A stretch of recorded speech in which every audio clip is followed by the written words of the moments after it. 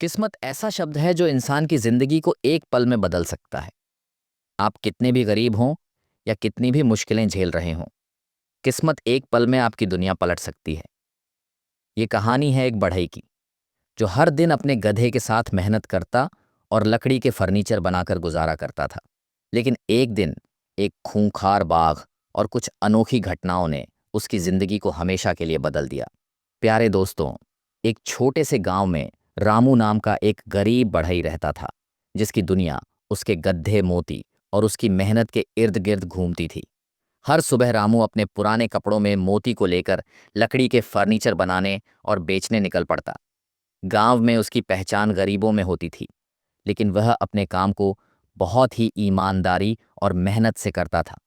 उसकी जिंदगी मुश्किलों से भरी थी, लेकिन उसके पास एक चीज थी, उम्मीद। रामू का गड्ढा मोती उसके लिए सिर्फ एक जानवर नहीं था, बल्कि उसका साथी था। दोनों के बीच का रिश्ता इतना गहरा था कि जैसे वे एक दूसरे के बिना अधूरे थे। जब भी रामू किसी मुसीबत में होता, मोती अपने तरीके से उसका साथ देता। लेकिन एक दिन गांव में अफरा तफरी मच गई, क्योंकि जंगल का एक खूंखार और आदमखोर बाघ गांव के आसपास घूम रहा था। वह बाघ अब तक कई लोगों को शिकार बना चुका था। गांव वाले इतने डरे हुए थे कि उन्होंने अपने घरों से बाहर निकलना भी बंद कर दिया था। रामू भी डरा हुआ था, लेकिन भूख और ज़रूरतें उसे चैन से बैठने नहीं दे रही थीं। उसे हर हाल में अपना काम करना था, चाहे बाघ का डर कितना भी बड़ा क्यों ना हो।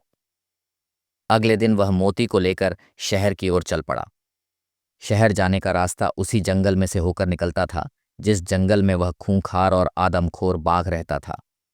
रामू बहुत डर रहा था, लेकिन वह जानता था कि अगर उसने आज वह लकड़ी के फर्नीचर नहीं बेचे, तो उसे और उसके गधे मोती को खाली पेट सोना पड़ेगा।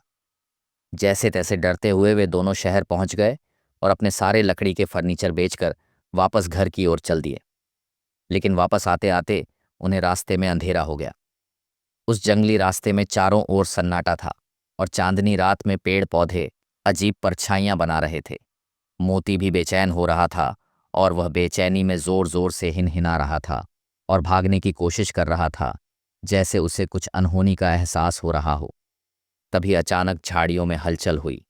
रामू का दिल जोर से धड़कने लगा और मोती ने जोर से हिनहिनाना शुरू कर दिया। रामू ने मोती की पीठ थपथपाई। तभी एक बड़ा सा बाघ झाड़ियों से बाहर निकल आया और उनकी ओर गुर्राता हुआ बढ़ने लगा। रामू का चेहरा सफेद पड़ गया। वह समझ नहीं पा रहा था कि अब क्या करें। बाघ जैसे ही हमला करने वाला था, मोती ने अचानक एक जोरदार लात मारी। बाघ चौंक कर पीछे हट गया। बाघ अब भी वहीं खड़ा था, मगर मोती और रामू ने हार नहीं मानी। बाघ हर बार छलांग लगाता और मोती अपनी ताकत से उसे दूर धकेल देता। कई बार ऐसा हुआ, लेकिन हर बार मोती ने बाघ को पीछे हटने पर मजबूर कर दिया। आखिरकार शेर हार मानकर जंगल की ओर भाग गया। रघु की जान में जान आई।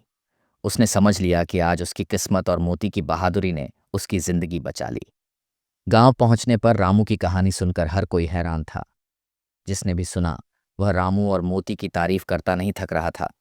अब रामू की पहचान एक गरीब कुमार से बदलकर गांव के नायक में हो गई थी।